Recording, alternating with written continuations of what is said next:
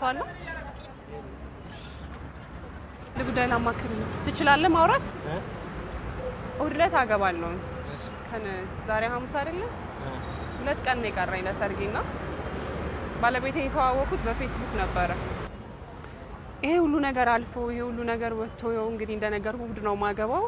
ባለቤቴ ከትላንት ጀምሮ አላገባሽም አልፈልግሽም እሺ በቃ አንተ ለአንድ ቀን አግባኝ ምን ችግር አለው የሰርጌ ዕለት ብቻ ነው የምትመጣው ምን አለበት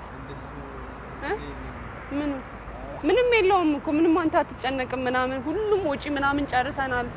አንተ ብቻ እዛ ቦታ ተገኝተህ ተመለስልኝ ማታ እኮ ወደ ቤት ትገባለህ የዛን ሰዓት ብቻ ነው በእናት ለእንግዶቹ ምን ላደርጋት እናቴ የሚል ይሄ ሁሉ ወጪ አውጥታው ውርደት ውስጥ ልትታት ታግሽ ማለት የሚማግሽ ነገር ካለ ሌላ ነገር ምንም ነገር ሊያግሽ ይችላል ግን እንደዚህ ይሄን ለማድረግ በጣም ፍቅረኛ አለች እኮ ሳታቀም እኮ ማንንም አይነግራትም እሺ እሷንና ማክራት ወይ